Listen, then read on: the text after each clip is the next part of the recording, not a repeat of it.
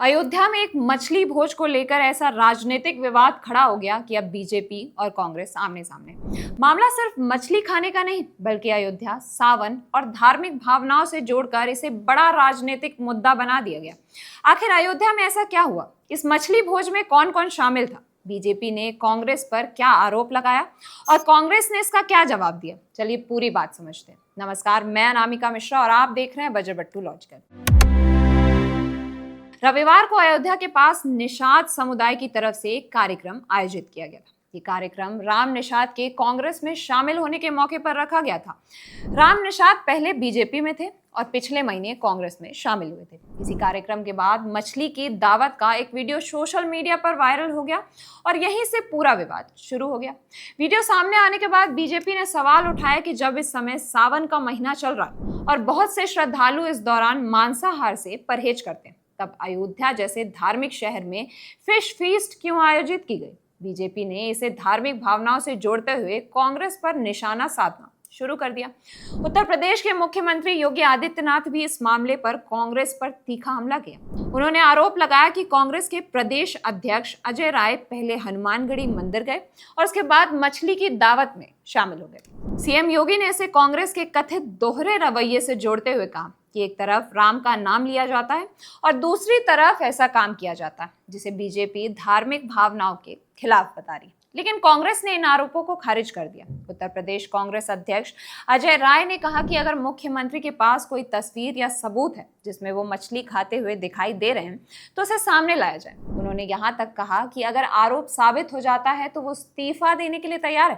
कांग्रेस का कहना है कि जिस कार्यक्रम में अजय राय शामिल हुए थे वहां उन्हें वेजिटेरियन खाना दिया गया था और वो करीब 3 बजे वहां से निकल गए थे। पार्टी के मुताबिक इसके बाद निषाद समुदाय के लोगों ने अलग से फिश फीस्ट आयोजित की थी और कांग्रेस नेताओं ने उसमें हिस्सा नहीं लिया। अब इस पूरे मामले में राम निषाद का बयान भी काफी महत्वपूर्ण है। उन्होंने कहा कि कांग्रेस नेताओं को उनके कांग्रेस में शामिल होने के कार्यक्रम के लिए बुलाया गया था। उनके मुताबिक अजय राय और दूसरे कांग्रेस नेता दोपहर करीब 1 से 2 बजे के बीच वहां पहुंचे थे और उन्हें वेजिटेरियन खाना दिया गया था। इसके बाद वो करीब 3 बजे वहां से चले गए। उनका यह भी कहना है कि वायरल वीडियो में दिखाई दे रही फिश फीस्ट एक अलग कार्यक्रम था जिसे निषाद समुदाय के लोगों ने आयोजित किया था। राम निषाद ने यह भी कहा कि निषाद समुदाय के लिए मछली उनकी परंपरा और जीवन का हिस्सा। उनका सवाल है कि अगर निषाद समुदाय के लोगों ने मछली खा भी ली तो इसमें अपराध क्या है? उन्होंने कहा कि अगर समुदाय की बात करनी है तो उसके सामाजिक और आर्थिक विकास की बात होनी चाहिए। तो अब सवाल उठता है कि एक फिश फीस्ट इतनी बड़ी राजनीतिक खबर कैसे बन गई? इसकी सबसे बड़ी वजह है अयोध्या। जी देखिए, अयोध्या सिर्फ एक शहर नहीं बल्कि भगवान राम और राम मंदिर से जुड़ी आस्था का बड़ा केंद्र है।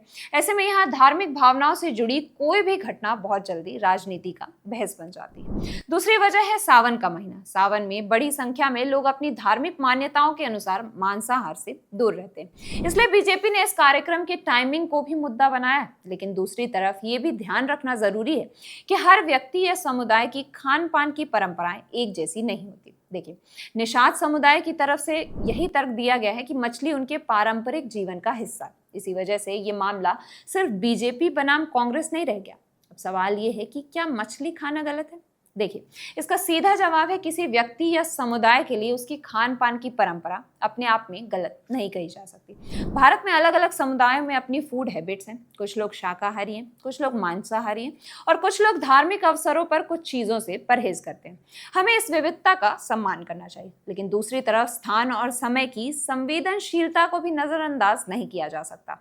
अयोध्या धार्मिक रूप से बेहद महत्वपूर्ण शहर है और सावन का महीना भी करोड़ों लोगों के लिए आस्था से जुड़ा हुआ है। ऐसे में अगर कोई सार्वजनिक कार्यक्रम हो रहा है तो आयोजकों को वहां की धार्मिक भावनाओं और माहौल का ध्यान रखना चाहिए। इसका मतलब ये नहीं कि किसी के खाने पर पाबंदी लगा दी जाए, बल्कि ये है कि सार्वजनिक कार्यक्रमों को लेकर सेंसिटिविटी और रिस्पॉन्सिबिलिटी दिखाई जाए।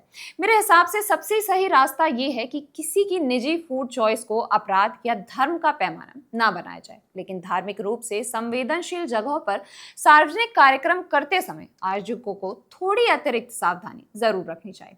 इसलिए यहाँ बैलेंस बहुत जरूरी है। ना किसी के खाने पर जबरदस्ती, ना किसी की आस्था का मजाक, ना बिना सबूत राजनीतिक आरोप, ना जानबूझकर धार्मिक भावनाओं को भड़काने की कोशिश। और समाज के तौर पर हमें भी थोड़ा जिम्मेदार होना पड़ेगा। सोशल मीडिया पर कोई वीडियो आया और हमने तुरंत तय कर लिया कि ये सही है या ये गलत है, ऐसा बिल्कुल नहीं होना चाहिए। पहले ये देखना चाहिए कि वीडियो कब का है, उसमें कौन लोग हैं, पूरा कंटेक्स्ट क्या है और संबंधित पक्ष क्या कह रहा है। देखिए, मेरे नज़र में इस पूरे मामले में सबसे सही बात यही होगी कि व्यक्ति की निजी पसंद का सम्मान, लेकिन सार्वजनिक कार्यक्रमों में जगह और समय की संवेदनशीलता का भी ध्यान रखा जाए। और अगर कोई राजनीतिक आरोप लगाया जाता है तो उसके पीछे पुख्ता तथ्य होने चाहिए। खबर पसंद आई तो इसे ज़्यादा से ज़्यादा शेयर कीजिए और ऐसी ही खबरों के लिए अभी सब्सक्राइब करिए बजर बिट्टू दुनिया को।